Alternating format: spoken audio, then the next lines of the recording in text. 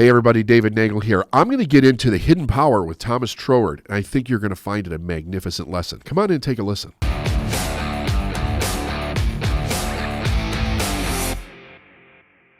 Hello everybody, it's David Nagel. Welcome to the Successful Mind Podcast. Today I'm doing a little bit of a dive into Thomas Troward, the affirmative power, and the truth as being a real manifestation to all things. In his book, The Hidden Power, if you've never read Troward's book, The Hidden Power, you should. It's a must read. Some of it's a little bit difficult, but there's some really great stuff in here. In chapter 4, he's got something called affirmative power. And this is what I kind of want to bring to this today. He says, thoroughly to realize the true nature of affirmative power is to possess the key to the great secret. We feel its presence in all of the innumerable forms of life by which we are surrounded, and we feel it as the life in ourselves. And at last, someday, the truth bursts upon us like a revelation that we can wield this power, this life, by the process of thought. And as soon as we see this, the importance of regulating our thinking begins to dawn upon us. Now, when I read this the first time, it had to be probably about 8 years after I had my first experience with significantly changing something about myself. And it's funny because all the different literature that I've gone through, it'll talk about some idea, some experience that puts you in touch with another side of yourself that's not there. Napoleon Hill talked about it in Think and Grow Rich. And I remember thinking that I was in such a place of despair. I had no idea how I was going to get out and turn around anything in my life. Not making any money, got all kinds of problems going on. And I mean, if you listened to the podcast before, you know the story, right? So I was a forklift driver in the back of this trailer. I had like a major meltdown one night, and this idea comes to my mind: change your attitude. So this is where I start. The change that I made was three things. I act like I love what I did. I did every job to the best of my ability, and I treated people with total respect. But the part that I want to get to here with what Troward is talking about was the after effect of this. Because I don't always talk about that much in too much detail. But the idea is this. I did not go set a goal to increase my income. I wanted to increase my income. I was hoping that I could go from $20,000 a year to $40,000 a year. I ended up going from 20 to 62. And it happened in 30 days. And the crazy thing about it was that, yes, the money was top of mind, but even more above that was to get out of the circumstance that I had created, to find a way out of the bad decisions that I had made. So I'm sitting there, say 6 weeks later, with my first paycheck.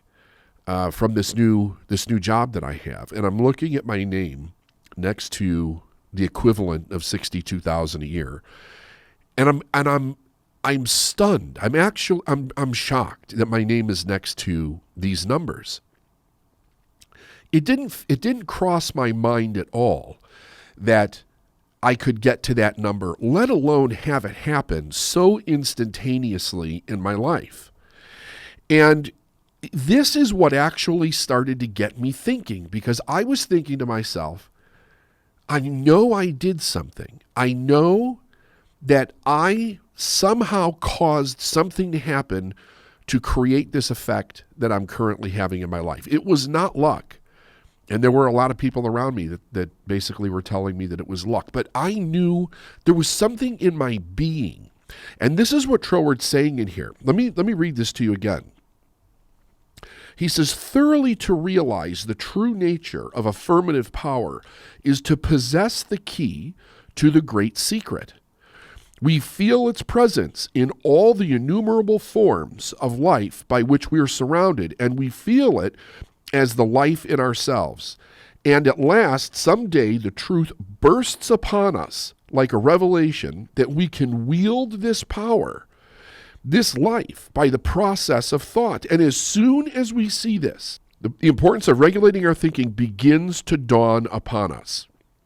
We ask ourselves what this thought process is, and we find that it is thinking affirmative force into forms which are the product of our own thought. We mentally conceive the form, and then we think life into it.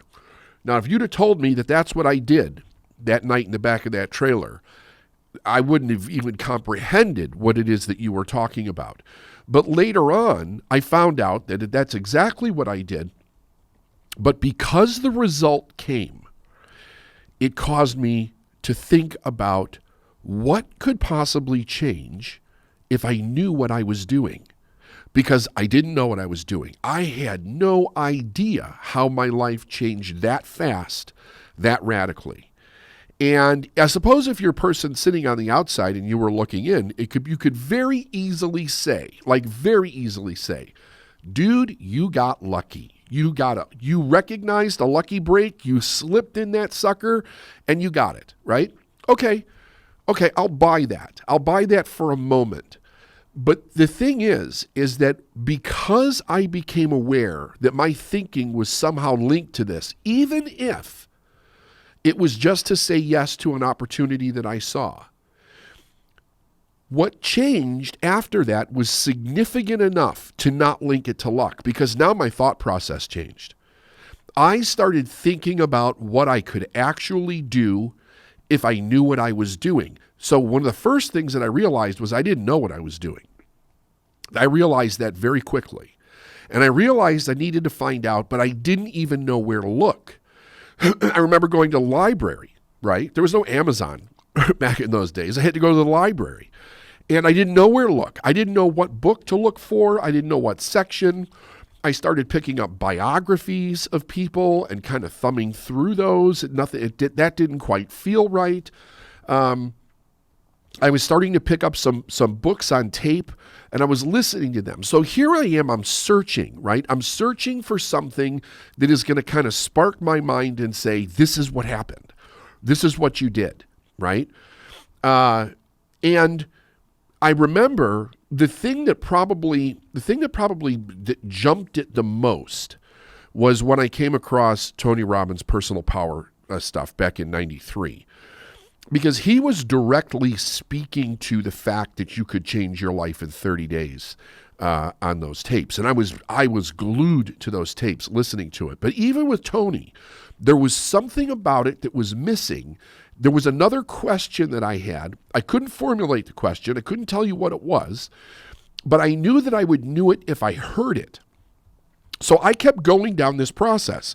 Now let's think about what Troward's saying here. He says, this must always be the nature of the creative process on whatever scale, whether on a grand scale of a universal cosmic mind or on a miniature scale in the individual mind. The difference is only in the degree, the degree and not the kind. We may picture a mental machinery by which this is done in a way that best satisfies our intellect. And the satisfying of the intellect on this point is the potent factor in giving us that confidence in our mental action without which we can affect nothing. But the actual externalism is the result of something more powerful than merely intellectual apprehension. And that's what was going on. The one piece that I carried over, so I have this experience, I manifest this job, this position. In skill set, it was pretty much a lateral move. In impact, it was like by the power of 10. And then I start very quickly rising the ladder at this new company. But my whole attitude changed about everything that I was doing. Now, I recognized that if I thought I could do something, all of a sudden I could do it.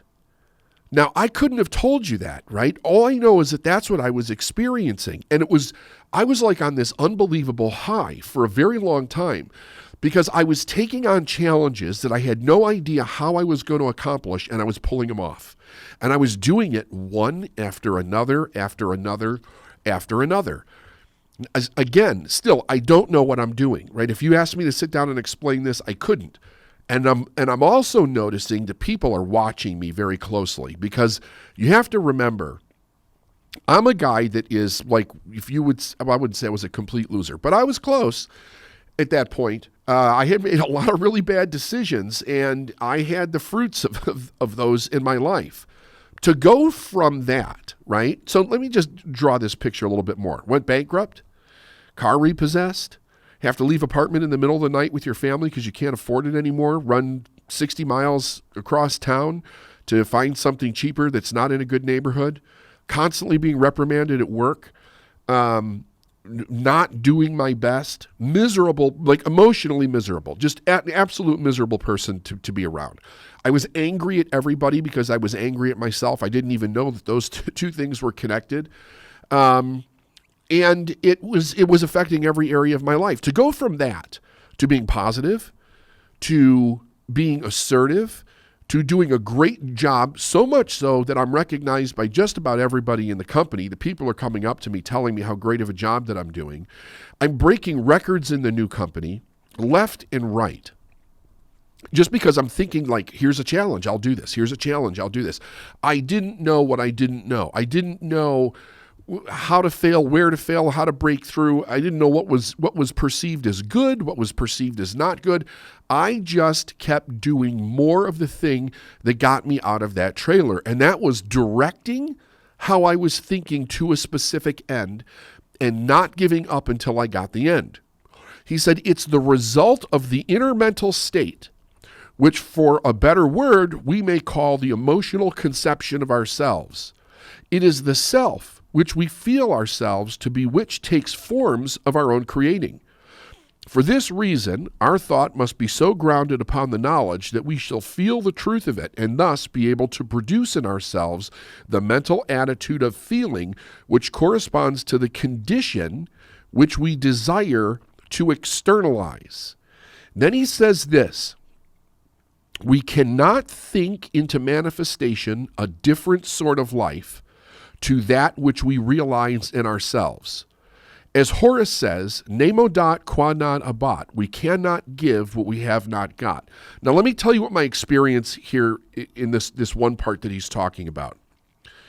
He says, for this reason, our thought must be so grounded upon the knowledge that we shall feel inside the truth of it, and thus be able to produce in ourselves that mental attitude of feeling which corresponds to the condition which we desire to externalize. Now, let me tell you how I experienced this. It was this weird-ass knowing that if I locked onto something, I could do it. But I had no reference in my life that I could do it. Nothing. I had absolutely nothing. My first big breakthrough was getting out of that trailer. And I did not understand from a cause and effect perspective. It wasn't like I set a goal, I worked at it, I read books, I got better, I progressively moved, I got approval, I got promoted. It wasn't anything like that. It was here I am in this trailer, down and out, absolutely miserable and exhausted. And 30 days later, I'm working for a completely different company, tripling my income and climbing the ladder rapidly. That's my experience. So now I'm looking at how can I keep going? How can I keep going? And I would lock onto these different objectives. But the weird thing about it was that where doubt and worry, uncertainty, lack of confidence existed before, it was gone. It was almost totally gone. And it was like, I know that I can hit this objective. I know that I could hit this goal. I was getting big accounts for the company. I was producing more than other people ever produced. Was the first person that got promoted out of kind of like the rank and file to go into management. And I was eager, I was hungry, I was young, I was full of energy. But this knowing that Troward is talking about here is this magical principle, and it's not magic. I really shouldn't use that word, but it feels like it, because when you recognize this inside of yourself, all of a sudden, it's like the world around you begins to change dramatically. The reality that you once knew begins to shift. So then he goes on with this, and he says, and on the other hand, we can never cease creating forms of some sort by our own mental activity, thinking life into them. This point must be very carefully noted. We cannot sit still, producing nothing. The mental machinery will keep on turning out work of some sort, and it rests with us to determine of what sort it shall be. In our entire ignorance or imperfect realization of this, we create negative forms and think life into them. Now, that's the thing that I moved out of. Because prior to this happening, and I became so acutely aware that somehow I was doing this because the contrast was so stark. Prior to this change, I'm experiencing a lot of negativity happening in my life. At that time, I don't know that I'm creating it. But some weird thing flipped in me when I broke out that I started to think to myself, I somehow or another, I was creating all of those things that were going bad in my life.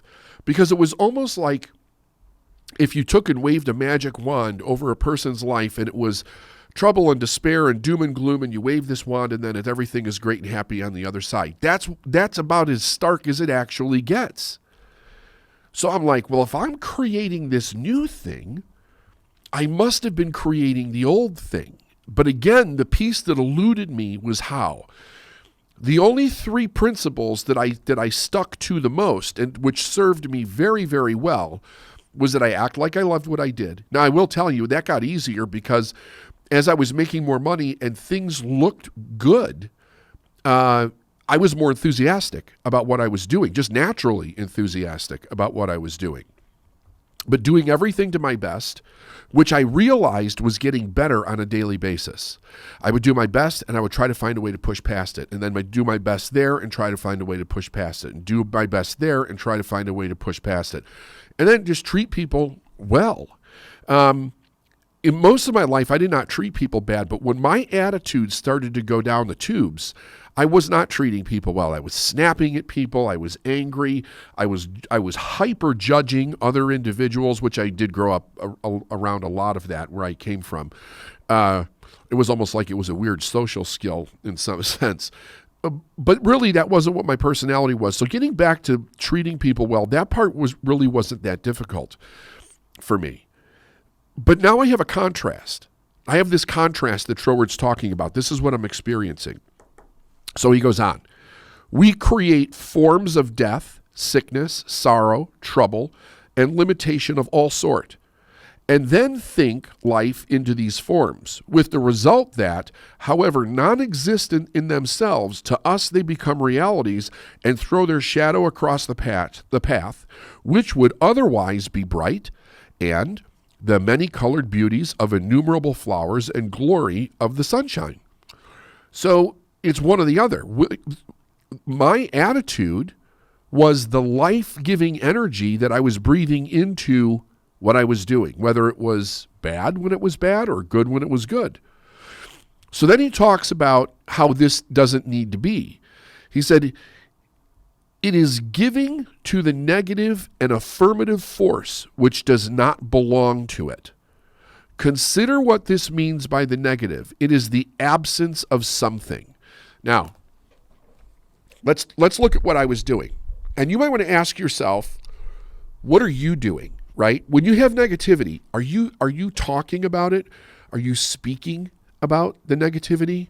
Are you experiencing it emotionally? Are you looking for it unconsciously, like you're recognizing it everywhere? Are you finding verification of why it's happening? Are you looking for things to blame, or at least things to be causing what it is, that's exactly what I was doing. And I was putting that kind of energy into what I was doing on a daily basis. And it got worse and worse and worse and worse and worse. I mean, it rapidly got worse. But see, that's the truth about, that's really the truth about the whole thing though, isn't it? We're either growing or we're dying. Nothing is staying the same. So whatever energy we're putting into what we're doing is going to determine whether that thing is growing or dying, whether it's increasing or decreasing. Are we getting happier or sadder? Are we getting enthusiastic about life or are we getting depressed about life? Is our health getting better or is it getting worse? Are we making more money or less money? Are we having more sex or less sex? Are we having better sex or worse sex? Are relationships getting better or are they getting worse? The pivot of all of this is the attitude in which we show up. It is the life-giving force that we're putting into the thing. The thing itself really has no life because we're the form of life that is putting that energy into it. He goes on to say, it is not being and is the absence of all that constitutes being. Left to itself, it remains in its own nothingness. And it only assumes form and activity when we give these to it by our thought. What are you thinking? What are you thinking? Here's a really good question that you can ask yourself with everything that you're experiencing. Why am I choosing to have this experience? Why am I choosing to have this experience? Now, I don't remember when I started asking that question, but it was early on. It was after the initial change, but I think I picked it up in a book somewhere or in a seminar that I was listening to somewhere along the line. Probably in the early to mid 90s, I picked that up. But I was telling a group of people earlier today that it was one of the most significant things that I did and maintained that caused rapid change in me, because what it created for me was it disconnected me from the idea that the thing was the problem.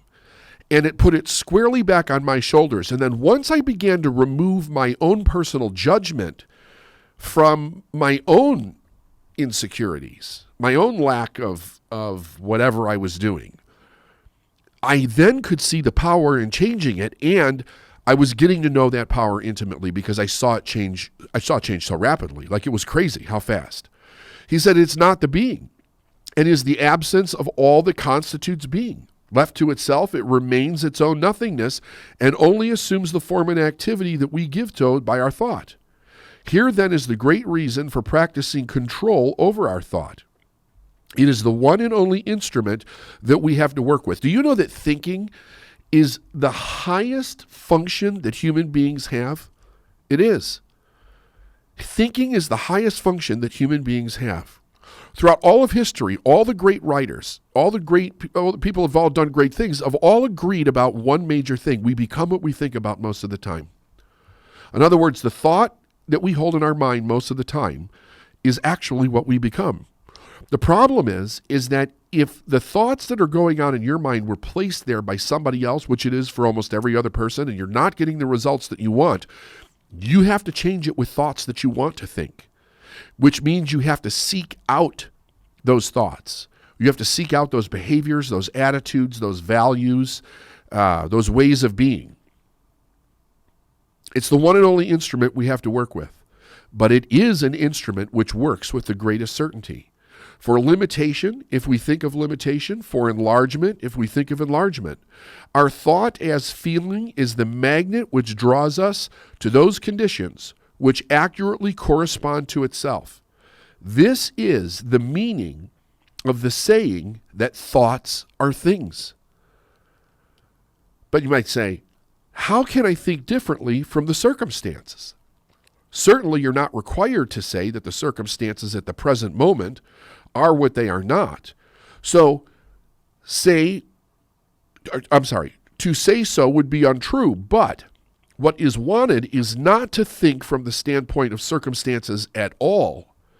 Think from the interior standpoint where there are no circumstances, and from all whence you can dictate what circumstances shall be, and then leave the circumstances to take care of themselves. And that was it right there.